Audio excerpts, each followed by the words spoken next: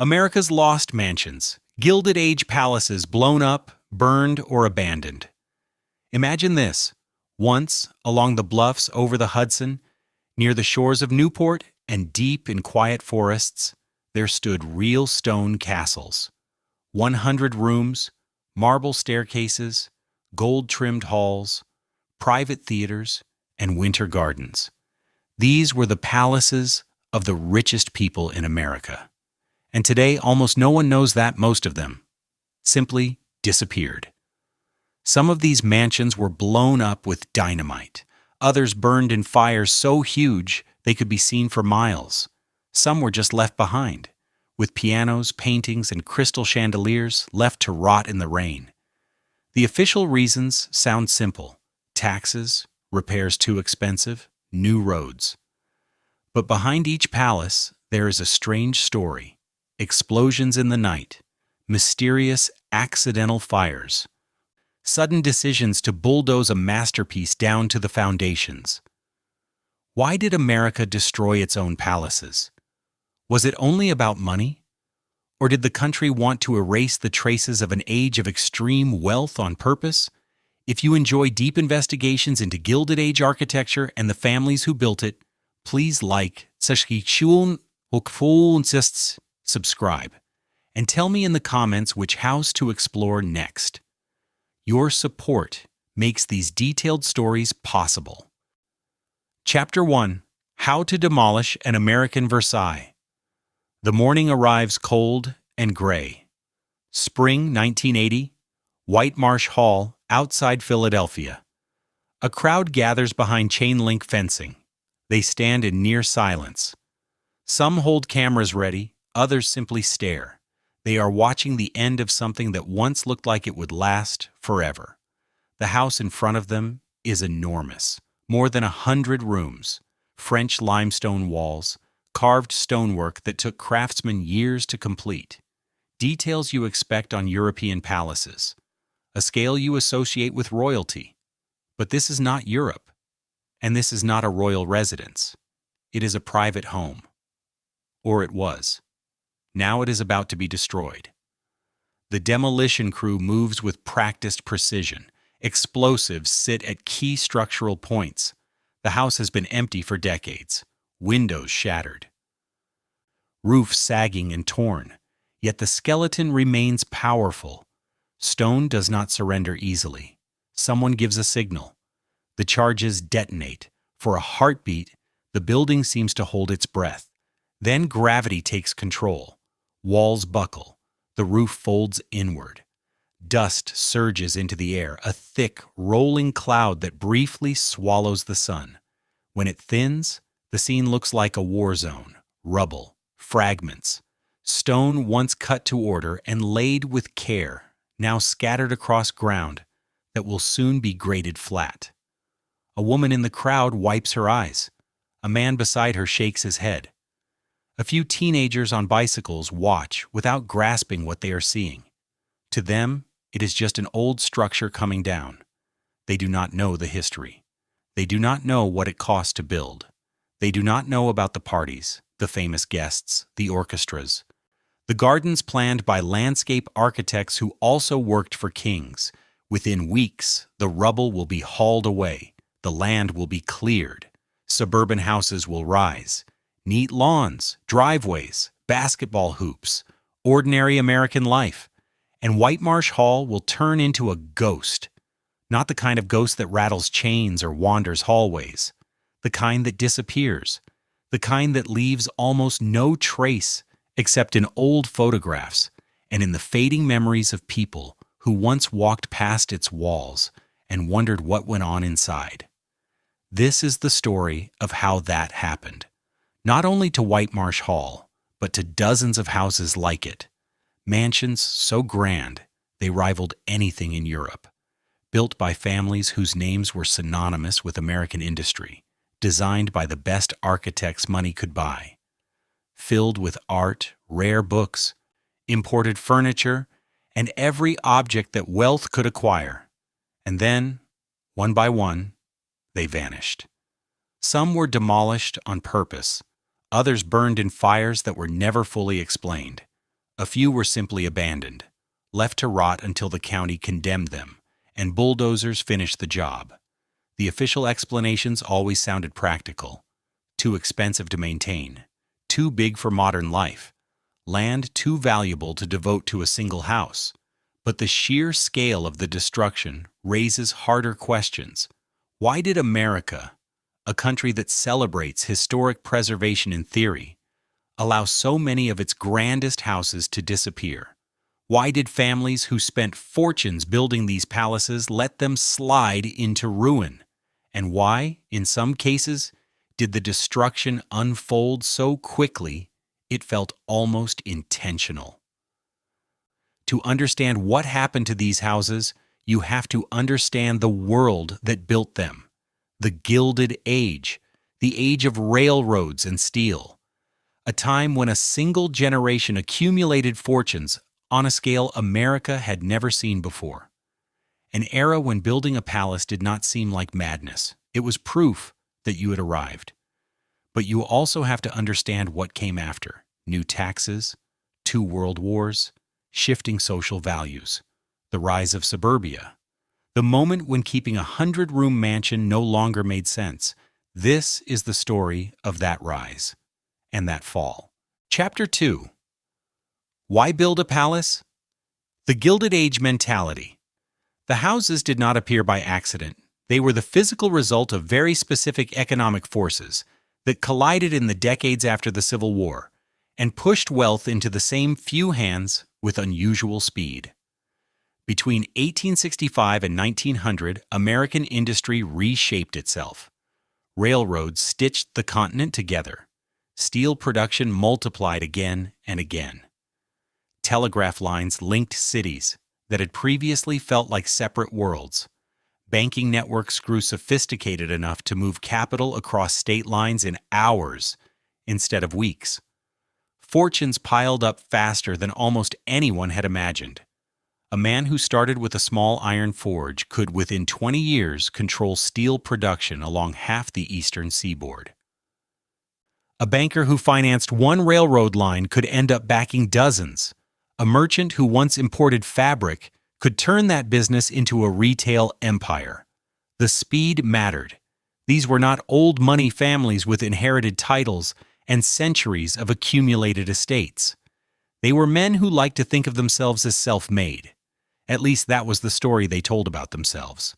The reality was messier, but the script stayed the same. I built this from nothing. And if you believed you had built an empire from nothing, you needed a castle to show the world it was real. The European model was right in front of them. Great fortunes demanded display. Not only for vanity, though ego was definitely part of it. Display functioned as social infrastructure. It broadcast your rank. It pulled the right people into your orbit. It made alliances, business deals, and marriages possible. A man with a modest brownstone might be rich, but a man with a 60-room mansion and formal gardens was clearly a power.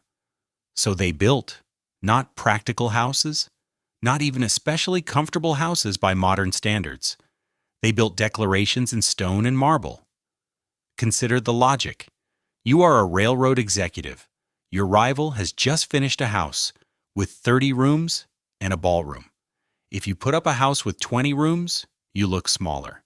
If you build a house with 40 rooms and 2 ballrooms, you look dominant. The arithmetic is brutal and simple. More rooms, more land, more visible luxury, more status. And status mattered in ways that are easy to underestimate. This was a society in motion. The old East Coast families still held cultural authority, but their financial strength was slipping. The new industrial barons had money, but they needed recognition. A grand house became a shortcut to legitimacy. It said, without words, I belong at the top table. The houses also had clear, practical uses. They were stages. A man could not host a dinner for 50 important guests in a narrow townhouse. He needed width. He needed rooms designed for entertaining, with circulation and acoustics planned in advance.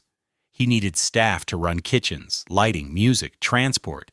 The mansion was not just a residence, it was a machine for creating and preserving influence. The competition played out in public. On Fifth Avenue in New York, mansions lined up like a row of carved stone trophies, each one trying to overshadow the next. One family laid entire halls in Italian marble. The next imported full interiors from French chateaux. Another commissioned custom stained glass from Tiffany that turned sunlight into a private light show. On Long Island's North Shore, later nicknamed the Gold Coast, the pattern repeated on a larger canvas. Here there was room to spread out. Estates sprawled across dozens of acres. Some had their own farms, their own power plants, even their own fire brigades. Houses sat on ridgelines or directly above the water. Approaches were choreographed. Long, curving driveways, heavy gates, and vistas carefully arranged so that every arrival felt like entering a separate world. Newport followed its own code. The summer cottages.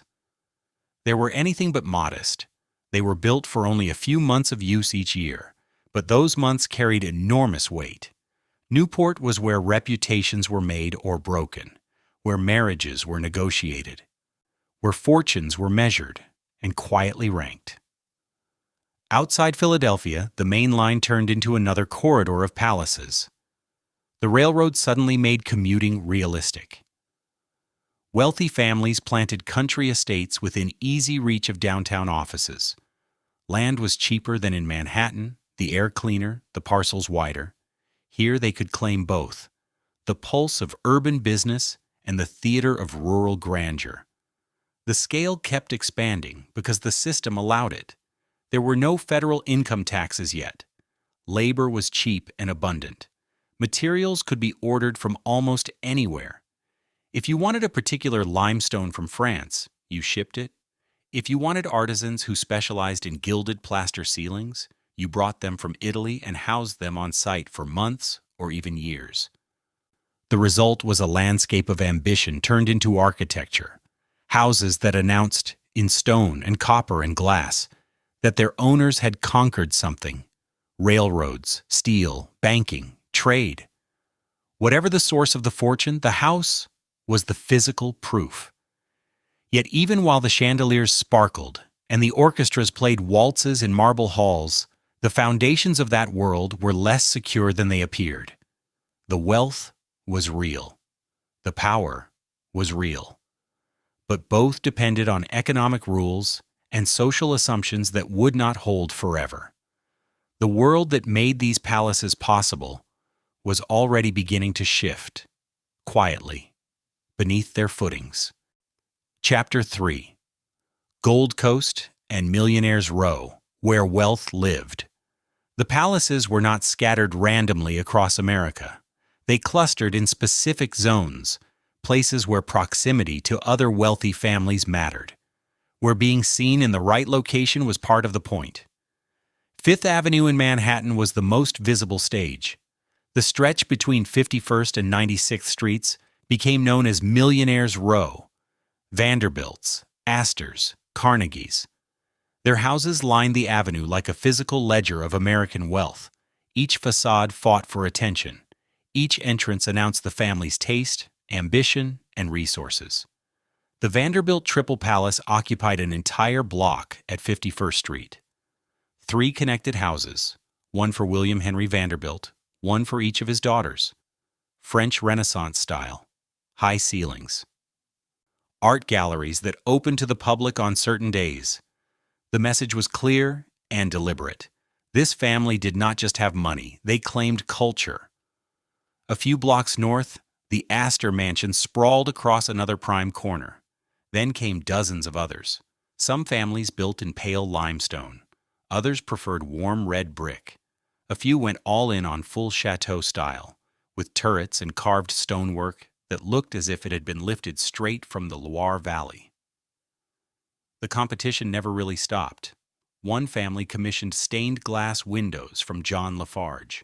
Another hired Stanford White to design their ballroom.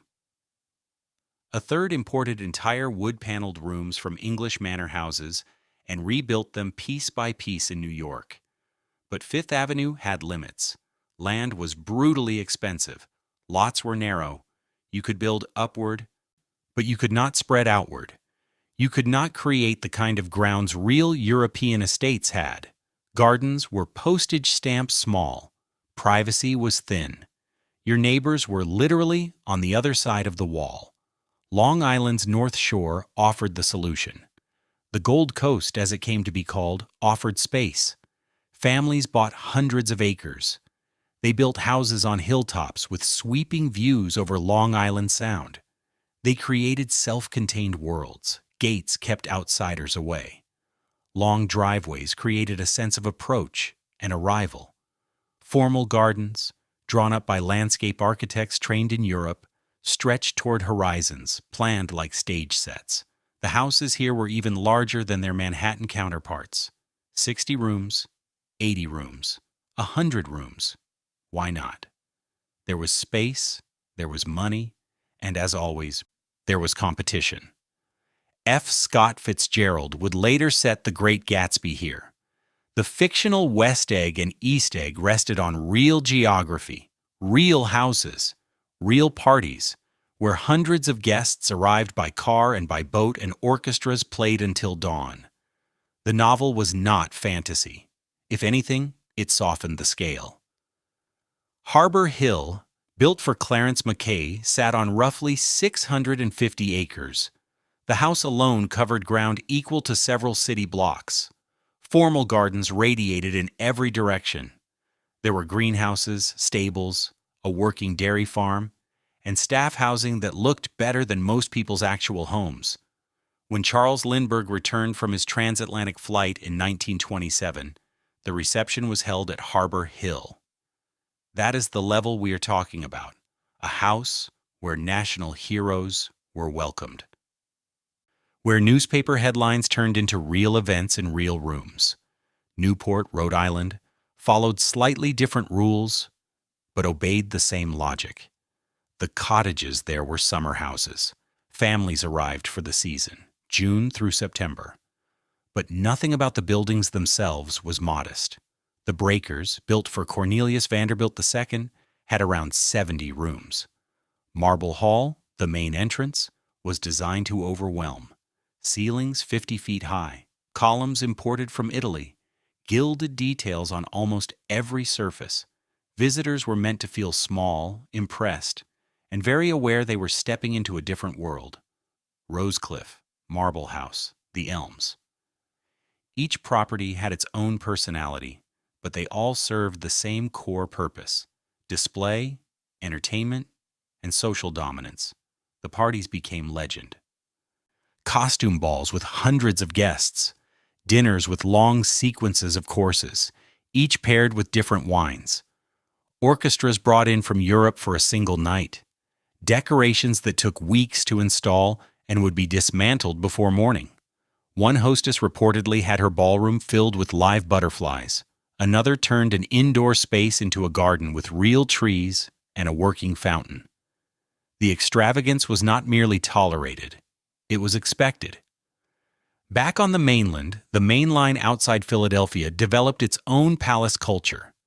Families with names like Stotesbury, Widener, and Cassatt built country estates within commuting distance of the city. The Pennsylvania Railroad made the arrangement practical. You could live in a 100-room mansion and still reach your office in under an hour.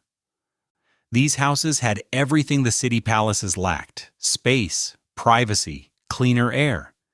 And they had everything the isolated rural estates lacked: proximity to other wealthy families, plus easy access to urban culture, politics, and business. The geography of wealth was carefully engineered. Each zone served a different strategic purpose. Manhattan was for visibility and public status. Long Island was for sheer grandeur.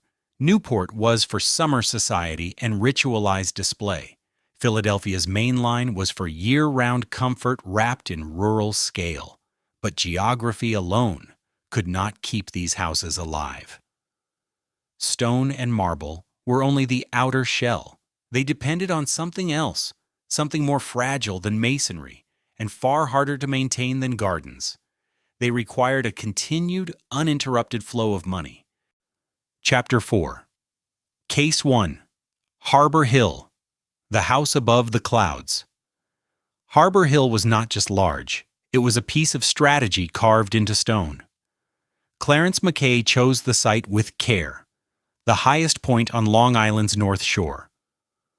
Roughly 650 acres of rolling land with clear views over Long Island Sound. On some mornings, when fog settled into the valleys below, the house seemed to float above the clouds. That image mattered to Mackay. His father had made the fortune: telegraph lines, transatlantic cables, the hidden infrastructure that stitched continents together. Clarence inherited the money and the pressure that came with it. He had to prove he belonged at the top, that he was not just living off another man's achievement. Harbor Hill was his answer. Construction began in 1899. The architect was Stanford White, the man wealthy families called when they wanted something people would still be talking about decades later. He designed the Washington Square Arch, the old Madison Square Garden, and dozens of mansions for America's richest families. For Mackay, White created a house that borrowed the language of French chateau, but pushed the scale into something distinctly American. The building sprawled. Reportedly around 120 rooms. The exact count depended on where you drew the line. Did you include storage rooms, servant quarters, the basement wine cellar that could hold thousands of bottles? The approach was staged like a performance. Visitors came through gates that looked as if they had been lifted from a European estate. The driveway wound upward through shaped landscape. Trees were planted to frame specific views and hide others. The ascent by car took several minutes. By the time you reached the main entrance, you understood the point. You were entering somewhere important. The entrance hall set the tone, 2 stories high. A grand staircase splitting into 2 sweeping arms. Carved stone details that kept craftsmen on site for months. Materials arrived from all over. Marble from Italy, wood paneling from England, custom fixtures from New York workshops. The public rooms were built for entertaining on a scale most people could not picture. The ballroom could hold hundreds of guests. The dining room seated 50 comfortably. More if chairs were added. There were multiple drawing rooms, each with its own mood. A library with shelves running from floor to ceiling.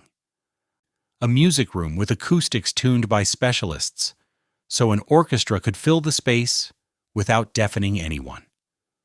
Behind the scenes, the service infrastructure was vast and mostly invisible. Kitchens large enough to prepare food for 200 people. Pantries, cold rooms, staff quarters for dozens of workers. Heating systems that required their own building. Private electrical generators because the public grid was too unreliable for a house like this. Outside, the estate continued the performance. Formal gardens stepped down the hillside in measured terraces, reflecting pools and fountains, broke up long lines of stone. Sculptures imported from Europe punctuated the views. A greenhouse complex grew exotic plants all year, even through Long Island winters. Mackay used Harbor Hill exactly as planned. He entertained business partners, politicians, visiting aristocrats, and foreign dignitaries. The house was his calling card, his proof that he belonged in the same breath as older American dynasties. The most famous moment came in 1927. Charles Lindbergh had just completed his solo flight across the Atlantic. New York needed a place to celebrate him. The official reception was held at Harbor Hill. Thousands came. Lindbergh stood on the terrace, looking out over the same view that had convinced Mackay to build there. Photographs from that day show the house at its peak, crowded, illuminated, woven into the national story. But even then, fault lines were already visible. Mackay's fortune, while enormous, was not bottomless. The house cost far more to run than he had expected. staff wages, coal for heating, constant repairs, taxes. The annual operating budget reached into six figures every single year, whether he filled the rooms with guests or not. His marriage collapsed. His wife left Harbor Hill. A house designed for grand entertaining felt hollow, with one person moving through its corridors. He tried to keep it going. He could not imagine giving up the place that had become his public identity, but the numbers kept grinding him down. After his death in 1938, the family had to choose: keep the house and watch it eat what remained of the fortune, or cut their losses and walk away. They walked away. Harbor Hill sat empty for years. During the Second World War, the military looked at the property as a possible facility and decided even the government did not want to carry that maintenance bill. That decision alone said a lot. In 1947, demolition crews arrived. The house that had taken years to design and build disappeared in a matter of months. Dynamite brought down the main structure. Wrecking balls reduced what was left. Stone was crushed and used as fill. Some architectural fragments were salvaged and sold. A fountain ended up in a public park in another state. Bits of carved stone surfaced in other buildings. The house scattered into unrecognizable pieces. The land was carved up and sold. Suburban houses rose where terraces and lawns had once been. Small lots, single-family homes. The kind of ordinary American neighborhood Harbor Hill had been built to tower over. Today, almost nothing is left. A few stone gateposts, a stretch of wall. Most people who drive through the area have no idea what stood there. They do not know about Lindbergh's reception, the balls, or the view that made Clarence Mackay feel as if he had built a house above the clouds. The highest point on Long Island is still there, but the palace that crowned it has vanished. Chapter 5, Case 2, Whitemarsh Hall, building in American Versailles Harbor Hill, slipped out of existence almost quietly. Whitemarsh Hall's exit was anything but quiet. Edward Stotesbury made his fortune late. He was already in his 60s when he married Eva Cromwell in 1912. She was younger, fiercely ambitious, and she had a very clear picture of what their shared life should look like. She wanted a palace, not just a big house, not even a grand estate. A palace, a residence that would announce unmistakably that they had arrived in the highest ranks of American society.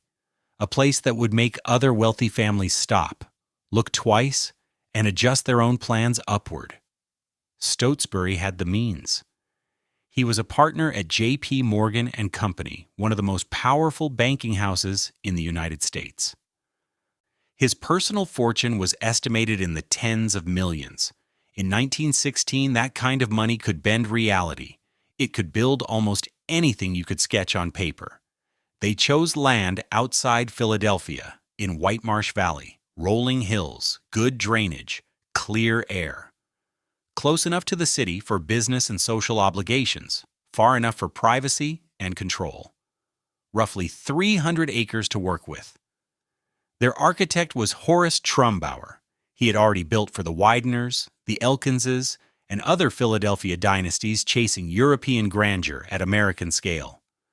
For Whitemarsh Hall, he designed a house that leaned heavily on French and English precedents, but pushed past both in sheer size and ambition. The house would have 147 rooms.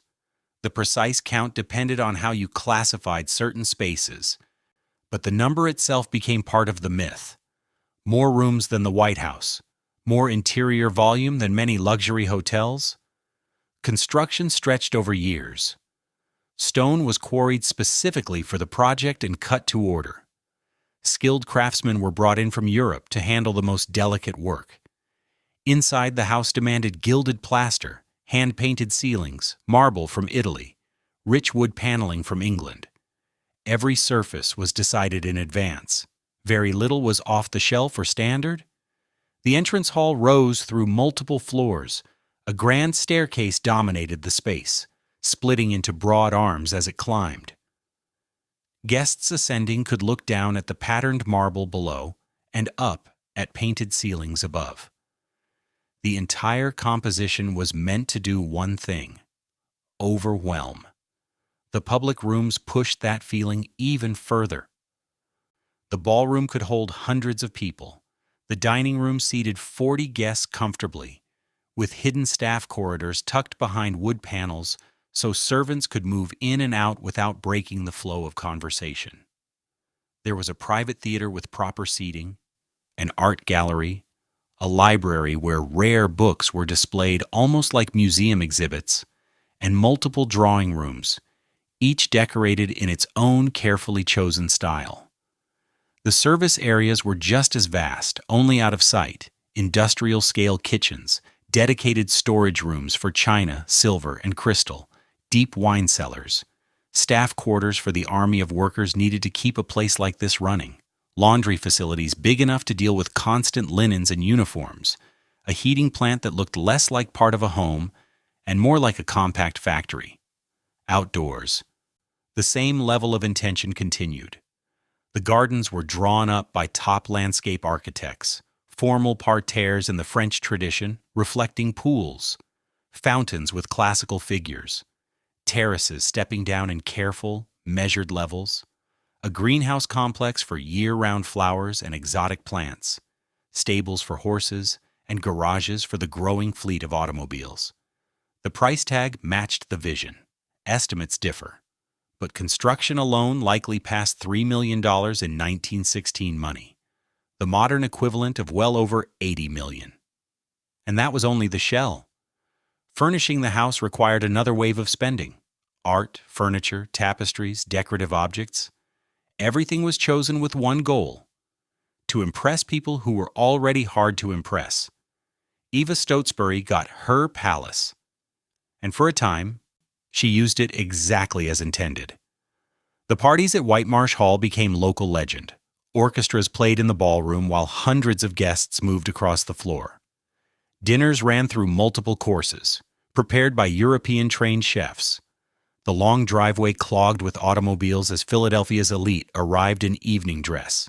Inside, staff flowed through the corridors like a small, disciplined army, keeping the illusion effortless.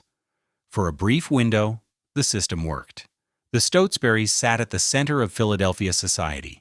Their house became the address everyone wanted on an invitation. The scale, the luxury, the obsessive polish of every detail, all of it achieved its purpose. But even at the height of the glamour, the costs were brutal. The house required a permanent staff of dozens: groundskeepers, housekeepers, cooks, chauffeurs, security personnel, each one drawing a salary, each one needing housing, food, uniforms, and management. The heating bill alone was enormous: 147 rooms, many with very high ceilings, in a region with real winters. The coal needed to keep Whitemarsh Hall warm was measured in tons per week, not bags per month. Property taxes climbed as local officials recognized just how valuable the estate was on paper. Maintenance never stopped. A building that big is always breaking somewhere: roofs to patch, plumbing to repair, electrical systems to upgrade as technology changed, stone weathering outside, wood swelling and shrinking inside. Every problem came with a large invoice attached. The Stotesburys could cover it, but just. Their wealth was large, not infinite. Edward was aging. He had already been an older man when they started this project. Now he was simply old. So a question hung over Whitemarsh Hall, even while orchestras played and chandeliers spilled light over the marble. What happens when the money slows down? The answer would arrive sooner than anyone there expected. Chapter 6. The bill comes. Due, maintenance, taxes, and new times. Edward Stotesbury died in 1938. Eva was left with Whitemarsh Hall and a fortune that turned out to be smaller than everyone had assumed. The Great Depression had arrived in the narrow window between the house's peak years and Stotesbury's death. Even the richest families did not get through it untouched. Investments sank. Dividends that had seemed as steady as gravity suddenly stopped. The banking world that had made Stotesbury rich was shaken all the way down to its foundations. Eva tried to keep the machine running. She cut staff. She closed off unused wings. She trimmed entertaining to the bare minimum. But there was a limit to what you could save by tightening belts in a palace. The arithmetic was merciless. A house with 147 rooms had to be heated whether those rooms were full of guests or sitting empty and dark. The boilers did not care if there was a party or a widow living alone. They devoured coal. Someone had to shovel it. Someone had to service the pumps and valves. That person expected a paycheck. Property taxes were tied to what the assessors said the land and buildings were worth. Whitemarsh Hall sat on roughly 300 acres of prime ground, with a palace-sized structure on top. The annual tax bill ran into the tens of thousands of dollars every single year. Whether the house produced a cent of income or not, maintenance never stopped. Roofs began to leak. Stone on the facades cracked and weathered. Old plumbing corroded. Early electrical systems needed upgrades. None of this could be handed to a random handyman. You could not let an inexperienced worker experiment on gilded plaster, custom wood paneling, or imported marble. The specialists who knew how to repair those materials charged accordingly, and past a certain point, staff costs could not be pushed any lower. You needed security to keep thieves and vandals out. You needed someone to oversee the grounds and basic systems. You needed minimal housekeeping so the building did not slide into mold and rot. Even a stripped-down crew for a house of this size meant a dozen or more people on the payroll. Eva ran the numbers. Whitemarsh Hall was eating what remained of her fortune. If nothing changed, the house would push her into bankruptcy within a few years. She was not alone at that crossroads. All over America, families who had built Gilded Age palaces were staring at the same spreadsheet. The rules of the game had changed. Income taxes, introduced in 1913, had started modestly. Over time, they climbed. The Revenue Act of 1935 pushed the top marginal rate up to 79%. Suddenly, keeping the after-tax income required to run a palace meant earning vastly more than before just to stand still. Inheritance taxes were new and heavy. When the family patriarch died, heirs often had to sell something immediately just to pay the government. Mansions like Whitemarsh Hall were assets on paper, but they did not throw off cash. They burned it. That left heirs with a brutal choice: sell income-producing assets to keep a glamorous money pit, or let the house go and keep the businesses and stocks that actually paid the bills. Labor costs were also shifting. The domestic servants who had once worked long hours for modest wages began to find better options. The Depression had been brutal, but as recovery crept in, new paths opened. Factory jobs, retail positions, office work. Jobs that did not require living under your employer's roof and being on call at all hours. At the same time, attitudes toward wealth were changing. The kind of showy excess embodied by Whitemarsh Hall started to feel awkward, even shameful. The Depression had put breadlines and shuttered factories on the front page. Flashing gold while your country was staring at hunger felt out of step. Even among the rich, there was a growing preference for lower profiles and quieter luxury. Some owners tried to improvise a new business model. They rented out their houses for events, weddings, charity balls, corporate dinners, anything that might produce revenue to offset the bills. A few properties with good locations and manageable sizes managed to survive this way as event venues. Others tried another route: donation. They offered their mansions to universities, hospitals, religious orders. On paper, it sounded like a win-win. The family shed a burden. The institution gained a grand building. But once accountants ran the numbers, many charities saw the same problem: a gift that could bankrupt the recipient. Keeping the lights on, the heat running, and the roof intact cost more than most institutions could justify. The result was often surreal. Houses that had cost millions to build could not find buyers at any price. The issue was not that no one liked them. It was that no one could afford to carry them. Eva Stotesbury held out longer than many. She tried living at Whitemarsh Hall with a minimal staff. She tried renting it. She tried to find a buyer who would take on both the house and the burden that came with it. Every attempt failed. In 1943, she finally moved out for good. The house was closed. Furniture was covered with sheets. Windows were shuttered. The staff was dismissed, leaving only a caretaker to walk the grounds and check the building from time to time. Whitemarsh Hall sat empty, year after year. The costs did not vanish. Taxes still came due. Basic maintenance and security still required money. But no one lived there. No parties. No dinner guests pulling up the long drive. Just a vast stone shell beginning quietly to decay. Other families were making the same call. Harbor Hill had been demolished in 1947.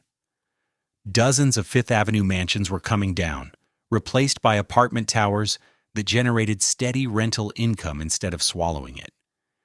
In Newport, several cottages stood dark, their owners unable to sell them, unable even to give them away. The age of the American palace was ending, not with a final ball or a noble farewell, but with something much colder, an accounting sheet that no longer added up. Chapter 7, Case 3, The Mark Hopkins Mansion and the Fire that took everything. Not every palace fell to slow economics. Some met faster, more violent ends. The Mark Hopkins Mansion sat on Nob Hill in San Francisco, the city's high throne. From there, you could look out over the bay and the downtown streets below. It was the address that said you had reached the absolute top of West Coast society. Mark Hopkins had made his fortune in railroads. He was one of the big four behind the Central Pacific, the western half of the Transcontinental Railroad, the project that tied California to the rest of the United States and made a handful of men unimaginably rich.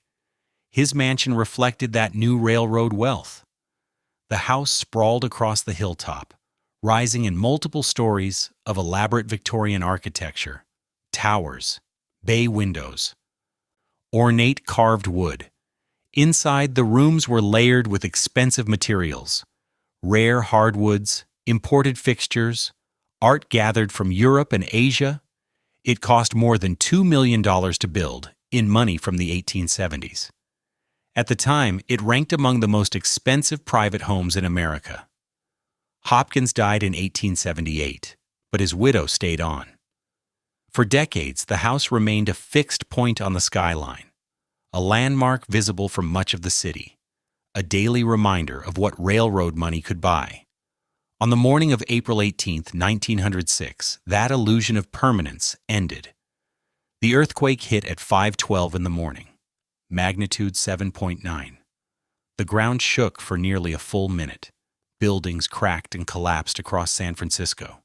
Yet the Hopkins Mansion, anchored into bedrock on Nob Hill, survived the first blow. The structure held. The damage was serious but not fatal. Then the fires started. Gas mains ruptured. Electrical lines sparked. Dozens of separate fires ignited almost at once. The city's water system had shattered in the quake. Mains were broken, pressure gone. Fire crews rolled out. But when they opened hydrants, almost nothing came. The flames grew and merged. Block after block went up. Wind pushed the fire front uphill toward Nob Hill.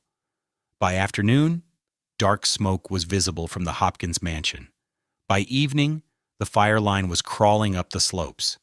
There was no realistic way to stop it, no water, no modern equipment that could reach the hilltop in time, too many fires, too large, too fast. The Hopkins Mansion burned through the night.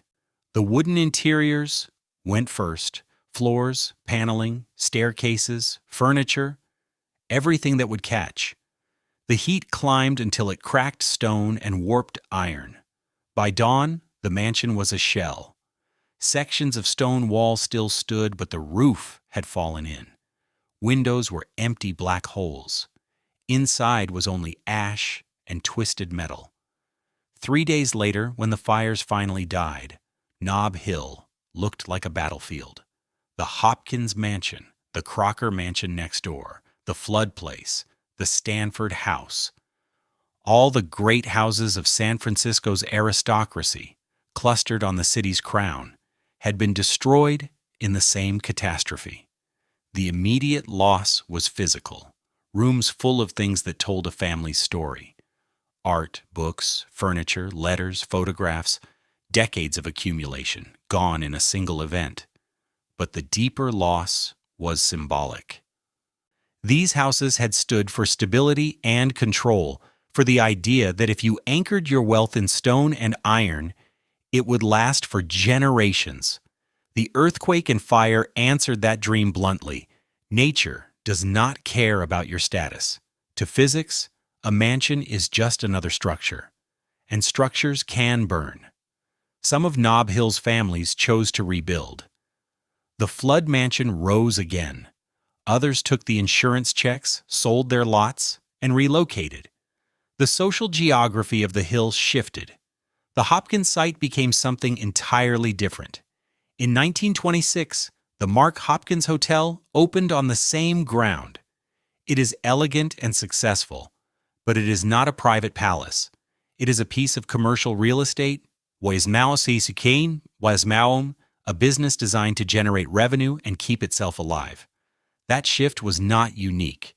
Over time, the pattern repeated. When grand houses burned, the land underneath was almost always too valuable to use for another single-family mansion. Hotels made more financial sense. So did apartment towers and mixed-use developments. The neighborhood upgraded from private palaces serving one family to shared luxury, serving hundreds of guests or tenants. Officially, the San Francisco fire was a natural disaster, triggered by the quake. No one set out to destroy the Hopkins Mansion, but the outcome was exactly the same as if a demolition crew had been paid to knock it down. The structure was gone. The way of life it had embodied could not simply be rebuilt in the same form. In the decades that followed, other mansions met similar ends. Fires flared up mysteriously in empty houses. Investigators blamed faulty wiring, vagrant campfires, lightning strikes. Some cases were clear accidents. Others left behind questions that were never fully answered. Fire was thorough, in a way demolition rarely was. When you brought a house down with crews and machinery, you could salvage pieces, doors, mantles, carved stone, light fixtures, materials with resale value. Fire stripped all that away.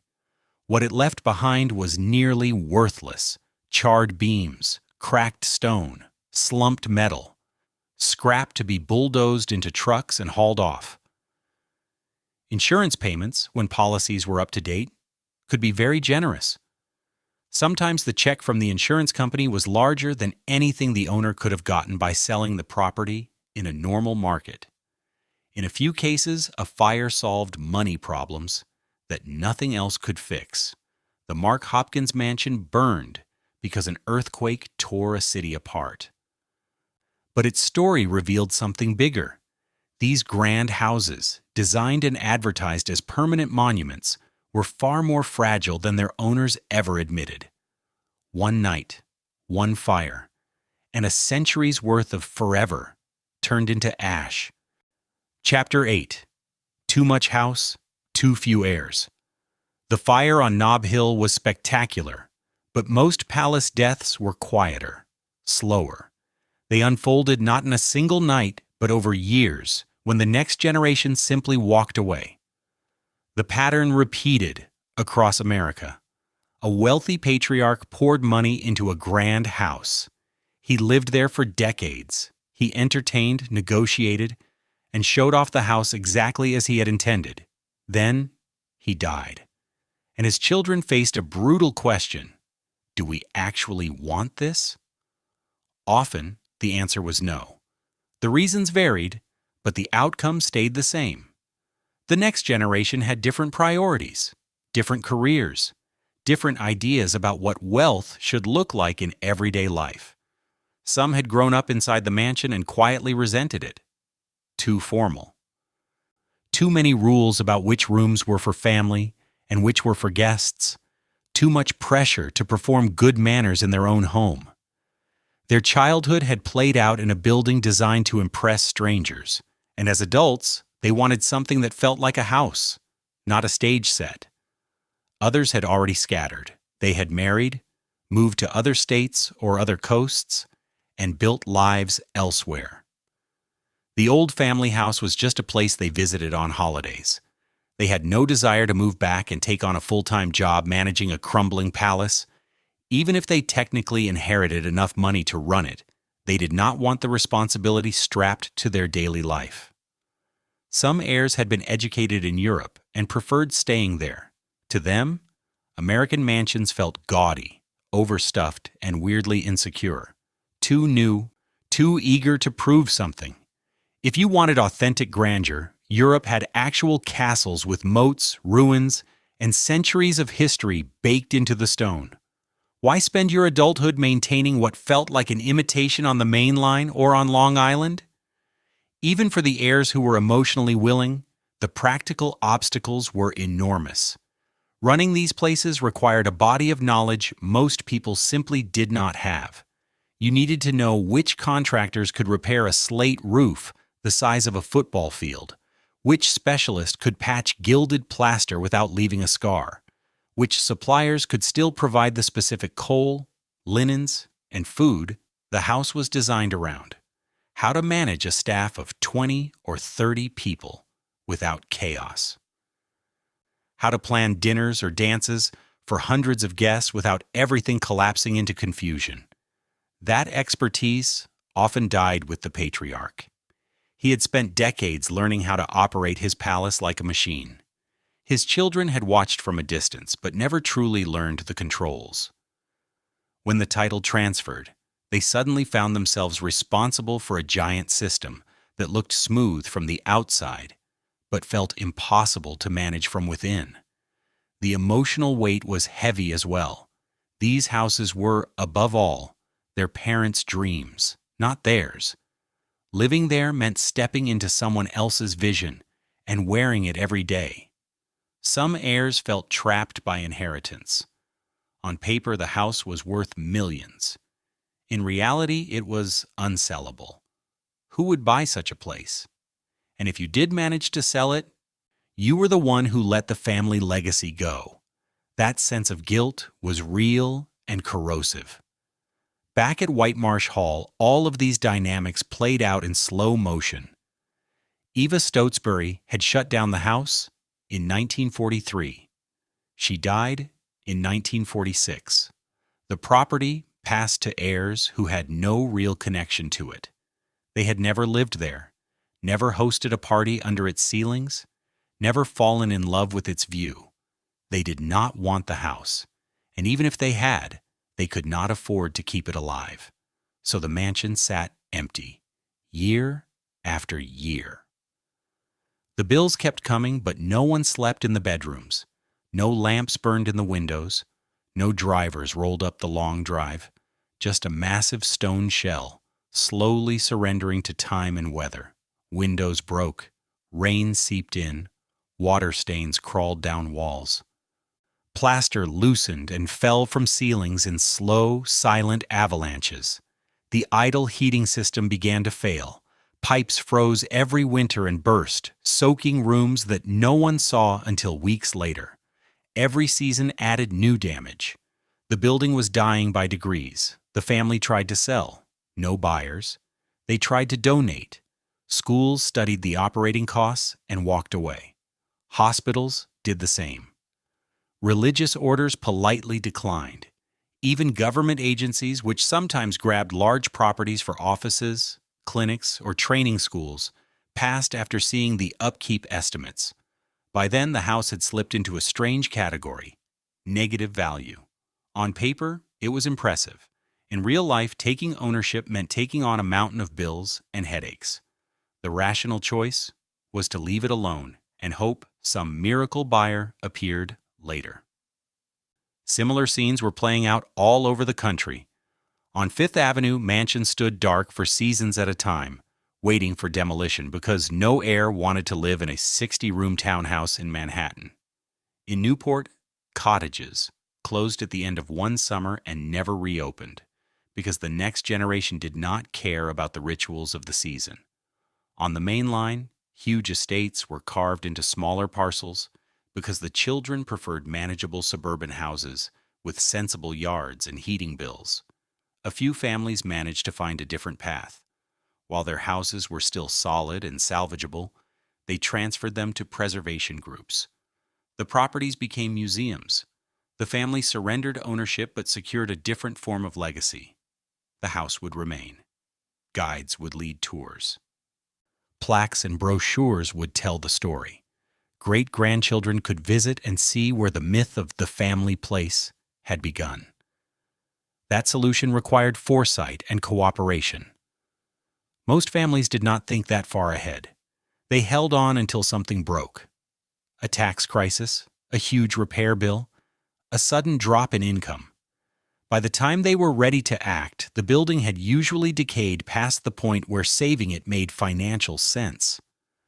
The human side of these decisions almost never made it into the newspapers. What readers saw was a short notice: historic mansion to be demolished. Behind that bland line, there was usually at least one family member who had spent months wrestling with guilt, spreadsheets, and the fear of disappointing people who had died long before they were born. The widow quietly closing rooms and dismissing servants one by one. The heir standing alone in a vast ballroom, trying to imagine ever filling it again. The lawyer at the dining table, calmly explaining that the tax bill was larger than the estate's available cash. These were not cartoon villains gleefully destroying architectural treasures. They were ordinary people trying to survive inheritances that had turned into traps. And so, one by one, they did the only thing that truly made sense in their situation. They let go. Chapter 9. The developers arrive. Palaces versus parking lots. When families let go, someone else stepped in. Usually developers. Men who saw opportunity where everyone else saw a headache. The post-war years rewired the map. The 1950s brought a wave of suburban growth on a scale America had never seen before.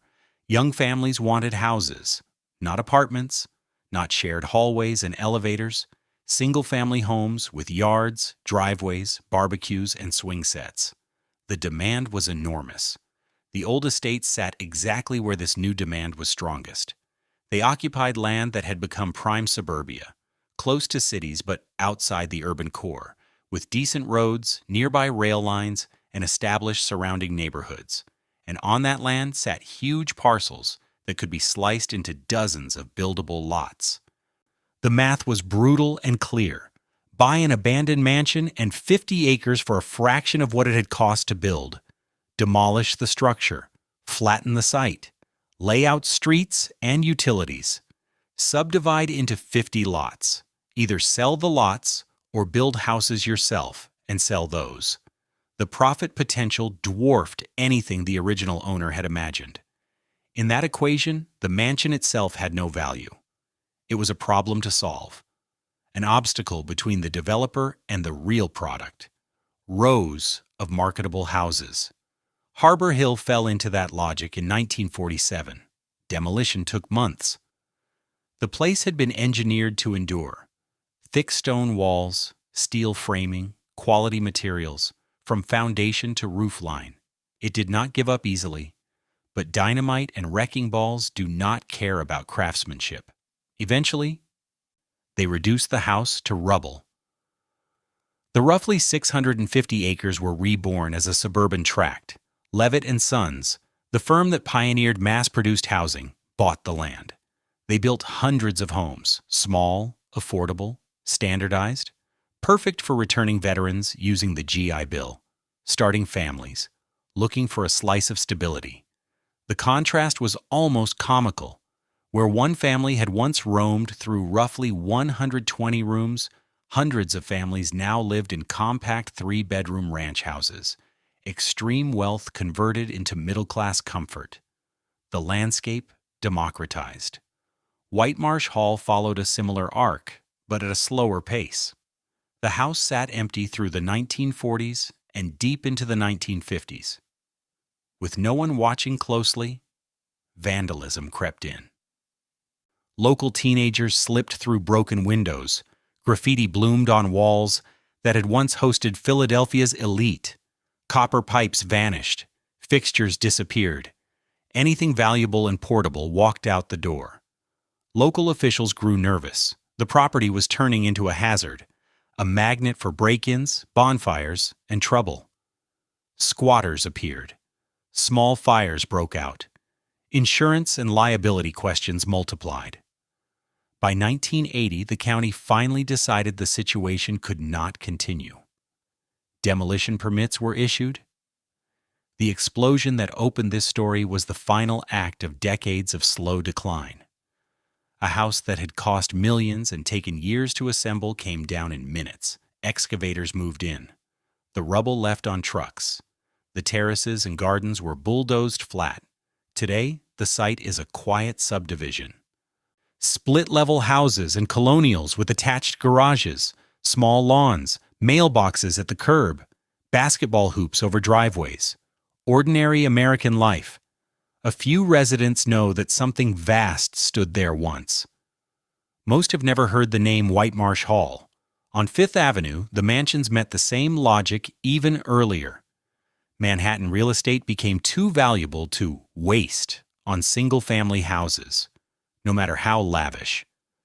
The Vanderbilt Triple Palace was demolished in the 1920s. In its place rose commercial buildings, later an office tower. The Astor Mansion followed, then dozens more. The replacements were unapologetically practical. Apartment buildings that housed hundreds instead of one extended family, office towers that generated steady rental income, hotels that kept rooms full of paying guests. Structures that fit the economic reality of a modern city. Preservationists did push back. They argued that these houses were more than rich people's toys. They were architecture, history, cultural artifacts. Once lost, they could not truly be recreated. The builders were gone. The artisans who carved the stone, laid the plaster, blew the glass. Many of those skills had vanished or become prohibitively expensive. Sometimes those arguments landed in time.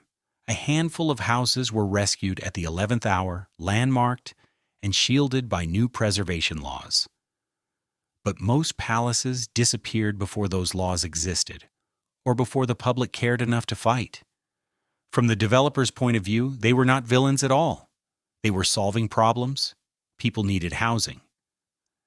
The old estates were empty, decaying, and expensive for their owners and communities alike. Turning idle land into productive property felt like common sense. In some cases, there was even ideology involved. The post-war era sold itself as more democratic.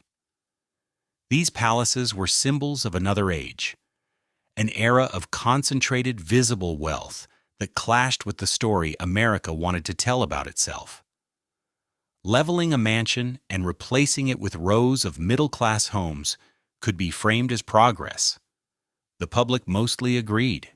When Harbor Hill came down, there were no mass demonstrations, no human chains around the foundations.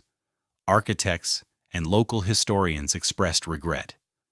Older residents remembered the house and shook their heads, but the broader community accepted the trade. The palace belonged to another era. That era was over.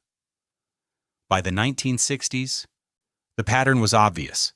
The grand estates were vanishing, not overnight, but steadily, one by one. Each demolition made the next easier to justify. In their place rose developments with names that nodded at the past while erasing it. Manor estates, chateau gardens, Millionaire's Row apartments. The irony was hard to miss. The streets carried the surnames of the families whose houses had been razed to build them. The marketing brochures boasted of historic charm, but the buildings that had created that history were gone. And in most places, if you did not already know where to look, there was nothing left on the ground to prove they had ever been there at all. Chapter 10. Ruins, Teenagers, and the Haunted House.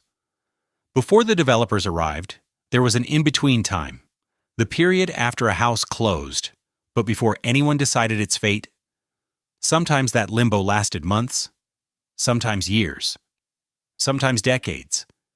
During those years, the houses belonged to no one, and everyone at once. White Marsh Hall in the 1960s and 1970s was a ruin. The roof leaked in dozens of places.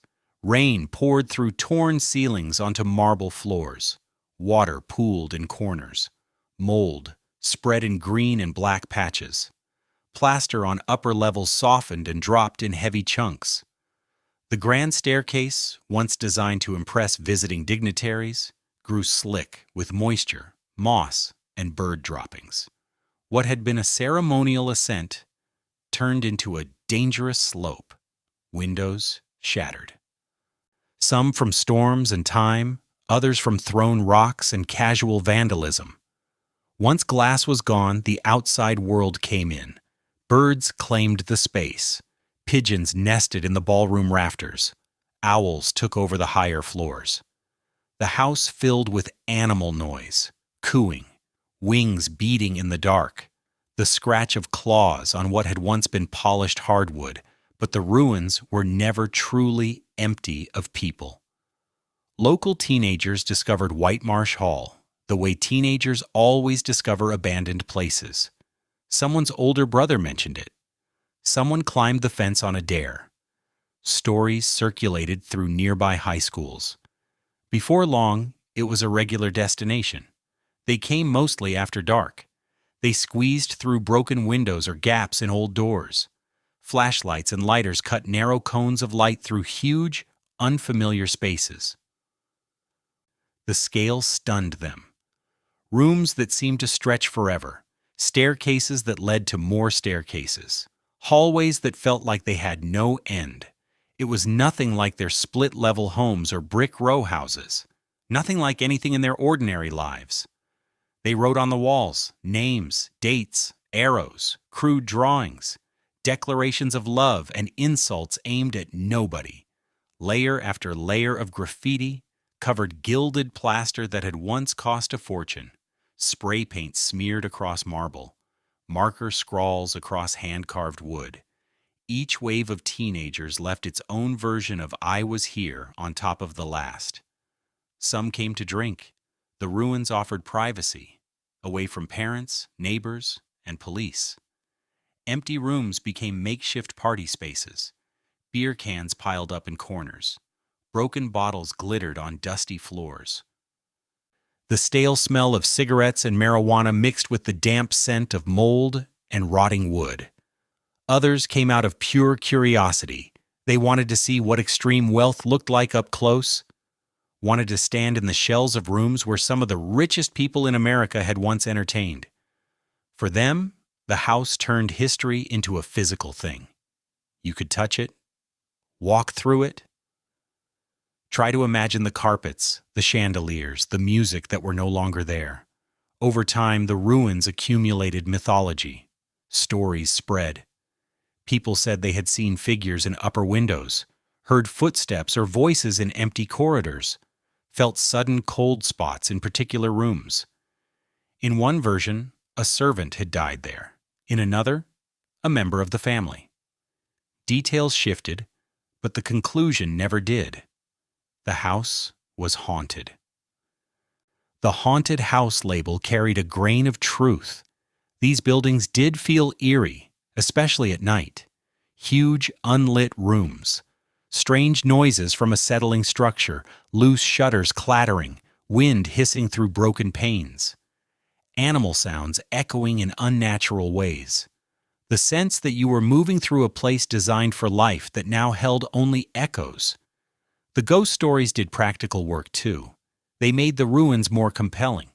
A simple abandoned mansion was interesting. A haunted palace was irresistible. The tales gave teenagers permission to be scared, to scream, to dare each other deeper into the dark. It made sneaking in feel like an adventure, not just trespassing. Parents and local authorities saw something very different. They saw a death trap. Floors rotting through from water damage.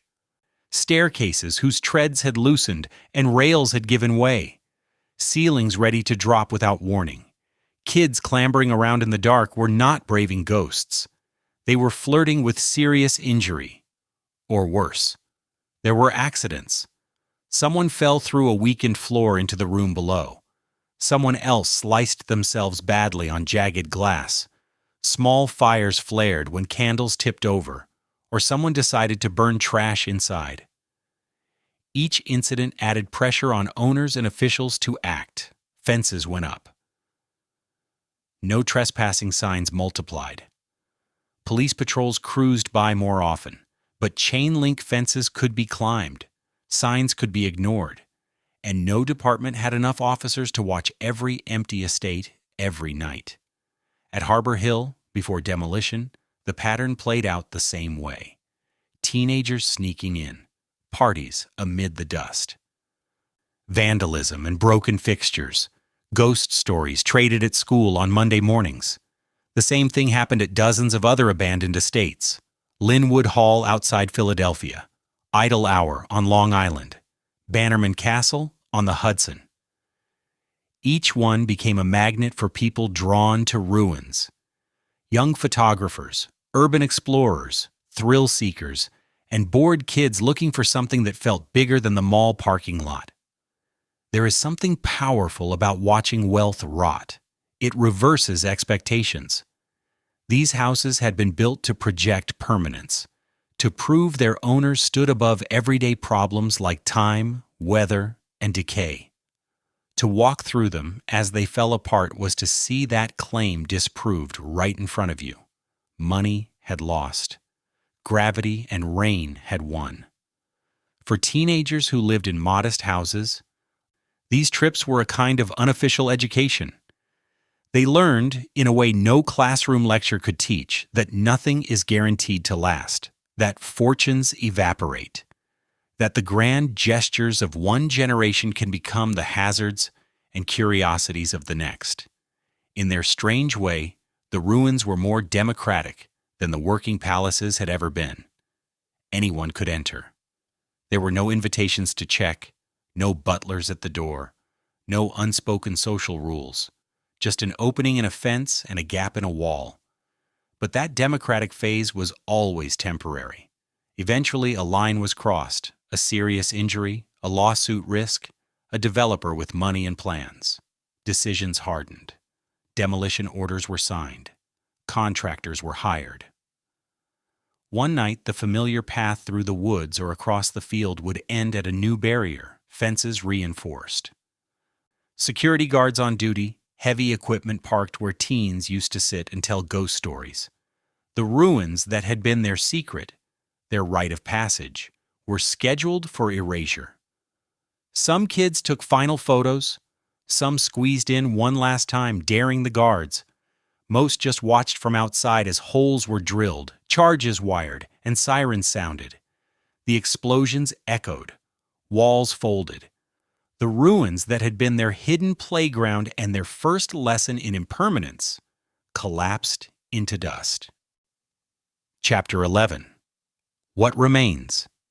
Gates, fountains, and empty shells. After the dust settled and the rubble was hauled away, fragments remained. Not much, but enough to puzzle anyone who came later. Drive through certain Philadelphia suburbs today, and you might pass a pair of stone gate posts on either side of an entirely ordinary residential street. Massive blocks of stone, around 8 feet tall, carved details still visible, even after decades of weather. They frame nothing special now, just asphalt and painted lines. Cars slide between them without slowing. Most drivers never even look. Those gates once marked the entrance to White Marsh Hall. They stood there for roughly 70 years after the house itself was gone. The developer who bought the land decided to leave them. Maybe he thought they added character. Maybe the cost of tearing them down was higher than the benefit. Whatever the reason, they stayed. A few blocks away in a small municipal park, there is a marble fountain in a classical style. The edges are worn, but the design is still clear. A metal plaque explains that it came from a historic estate. Most people reading it never realized that the estate stood less than a mile away. The fountain was salvaged during demolition and moved here. One piece of Whitemarsh Hall, still working in a completely new setting. Similar fragments are scattered wherever the great estates once stood. On Long Island, pieces of Harbor Hill ended up spread across several states. A section of balustrade in a museum garden in Virginia. Carved stonework, set into a library in Connecticut. A fountain quietly running in a public park in New Jersey. This dispersal was not some careful preservation plan. It was salvage. When demolition crews took these houses apart, certain elements could be sold. Architectural dealers bought them. Private collectors paid for them. Institutions accepted donated pieces.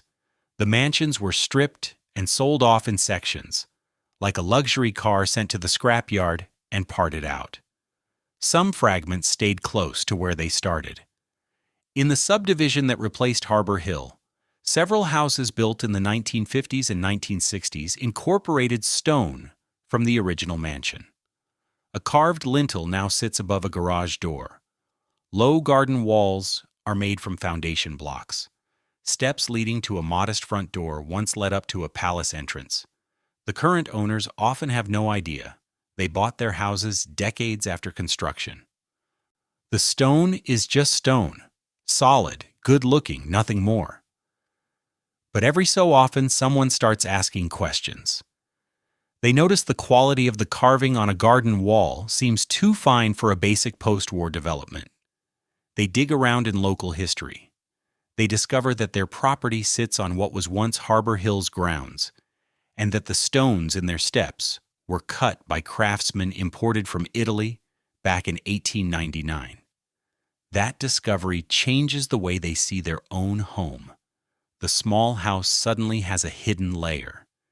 They are living in the shadow of something bigger, walking the same slopes that wealthy families once walked, standing where a grand terrace or garden path used to be. Other remains are more complete. In Newport, several of the Gilded Age mansions survive because they were turned into museums early enough. The Breakers, Marble House, the Elms. Today they are open to tourists. Visitors pay admission, shuffle through in groups, and stare at rooms that once existed only for private parties and invited guests. Those preserved houses work like time capsules. They show in detail what was erased elsewhere, the scale, the craftsmanship, the obsessive attention to every ceiling, doorknob, and banister. Walking through the Breakers Marble Hall makes the loss of Whitemarsh Hall or Harbor Hill feel less abstract. You understand that the world did not just lose a big building, it lost a particular kind of human effort and artistry.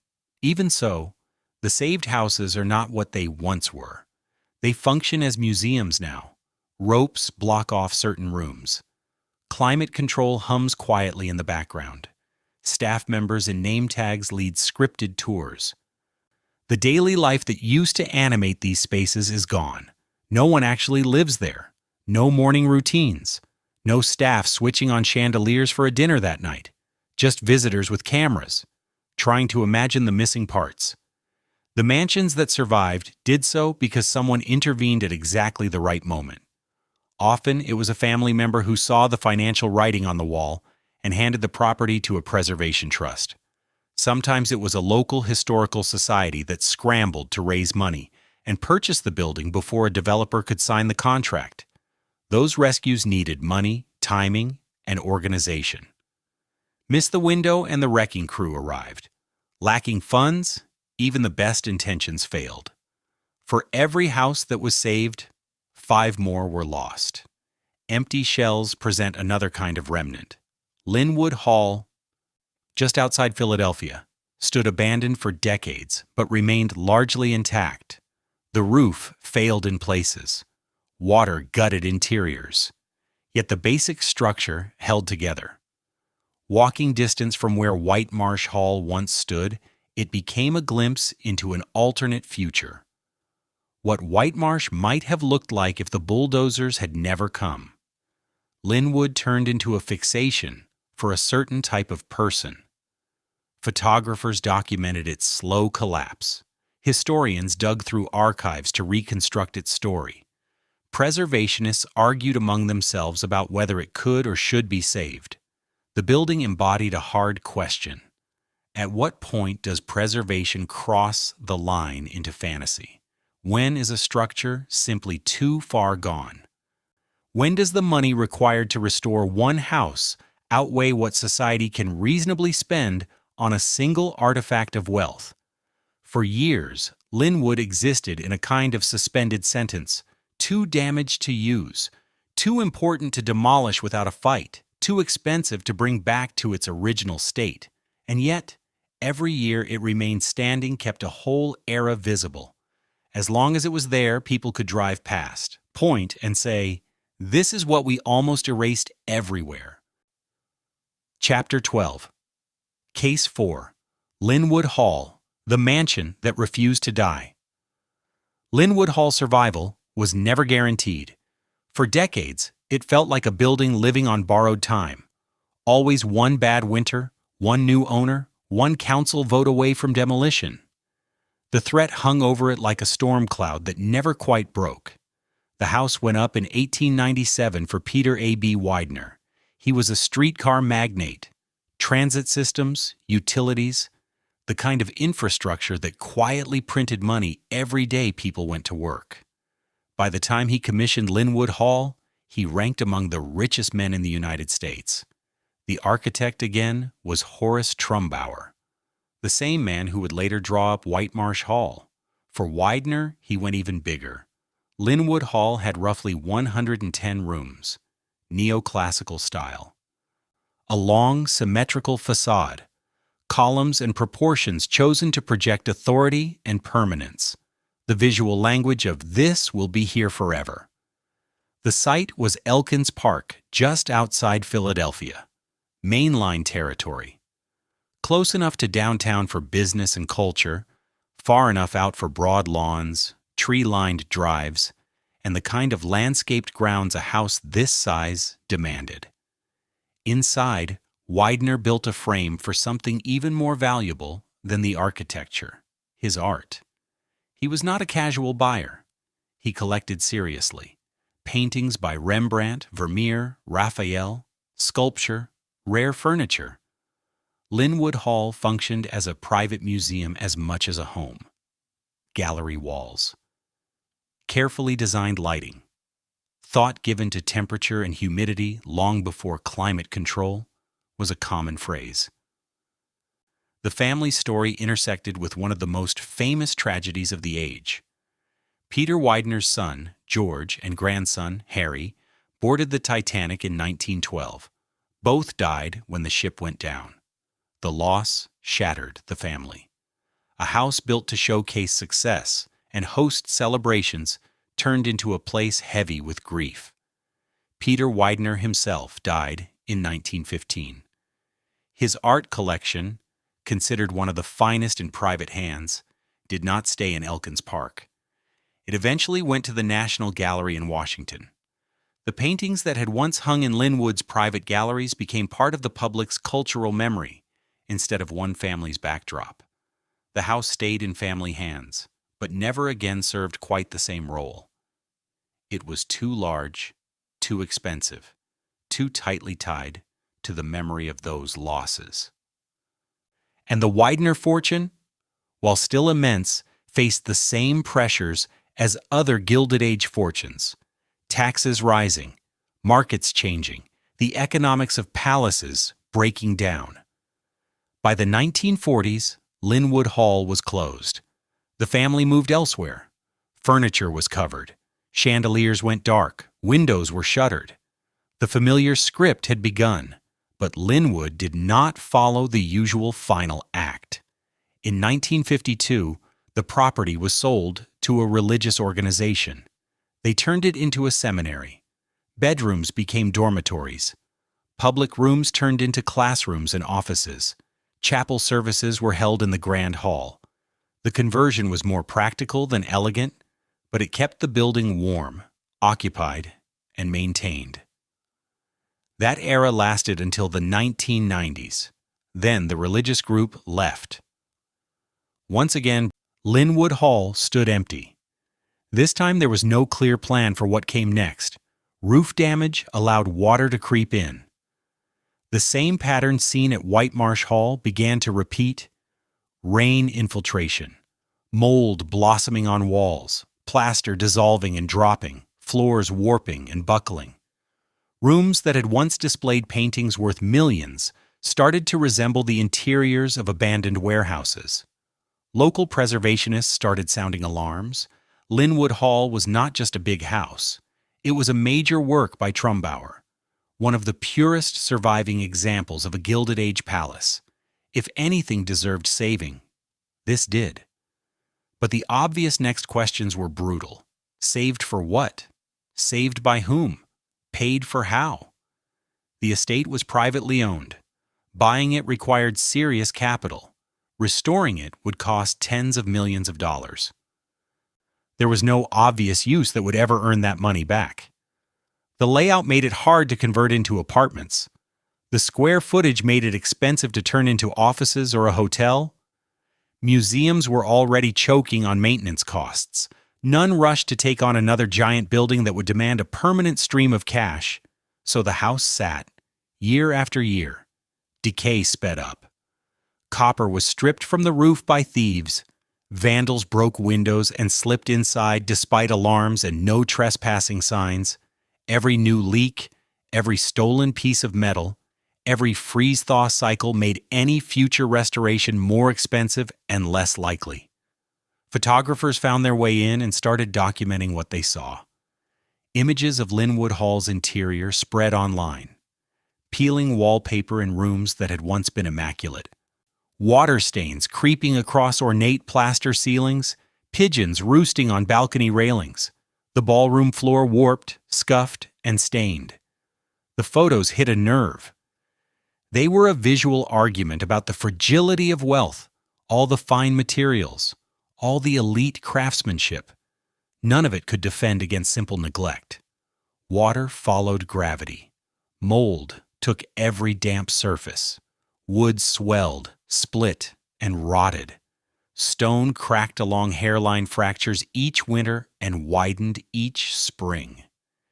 Every cold season raised the same anxious questions among people following the story. Would this be the winter a major section of roof gave way? Would this be the year the building crossed the invisible line from savable to too far gone? And yet Linwood kept standing. Barely, but it did. The outer shell held. The was the underlying structure stayed mostly sound even as the finishes crumbled. The skeleton refused to give up. In 2012, a new owner bought the property. A businessman who publicly said he wanted to restore Linwood Hall. After so many false starts and rumors over the decades, skepticism was natural. Plenty of people had talked about saving the house. None had managed to do much more than patch a leak or board a window. This time, though, work actually began. The first steps were not glamorous: stabilization, emergency interventions to stop the slide, roof sections patched, water intrusion addressed, basic drainage improved. Security tightened enough to keep most vandals out. Only after that did slow restoration begin. Not a fairy tale makeover of every room.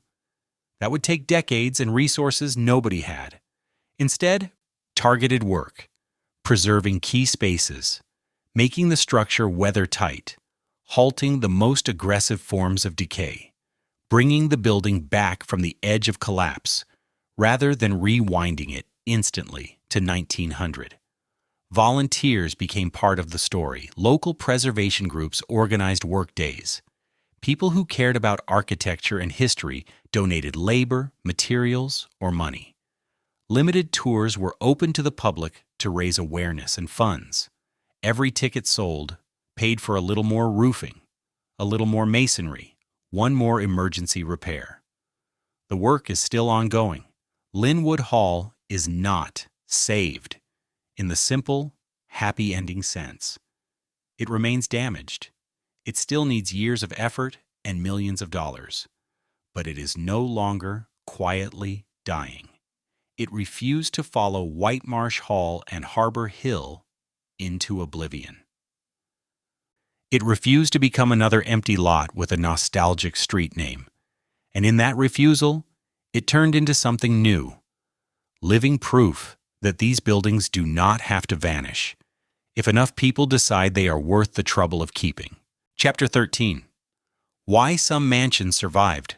Linwood Hall's story was exceptional because survival was exceptional. Most mansions did not make it. A small handful did.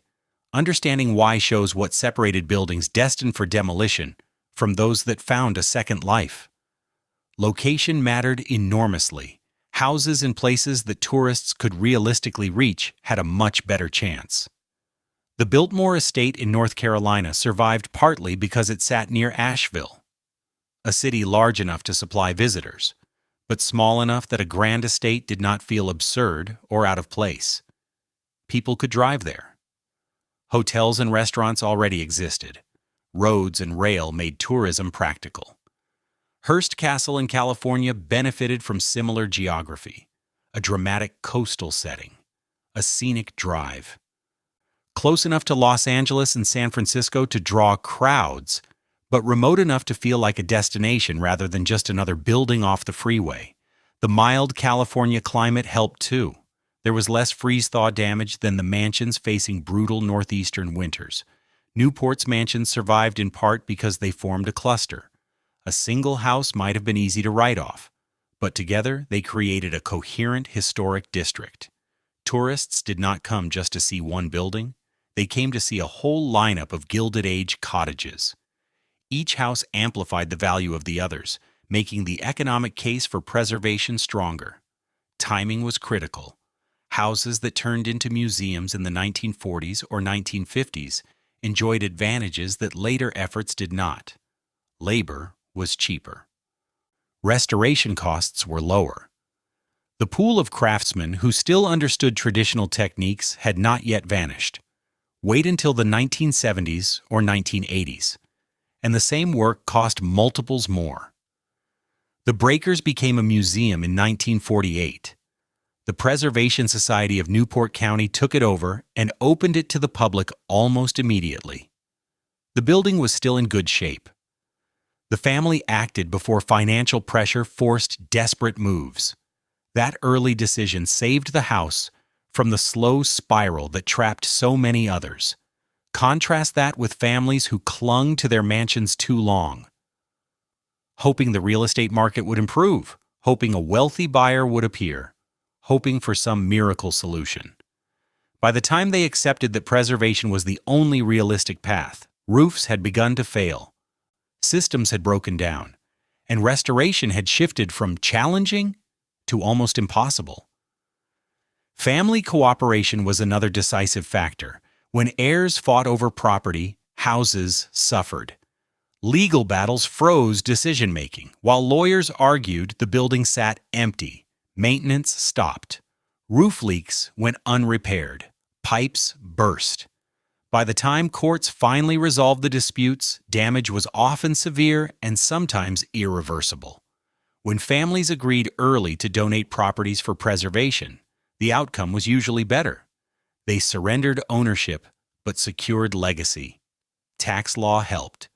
Donating a historic estate could generate substantial deductions, often better than selling at a loss or absorbing years of upkeep while the house slid downhill.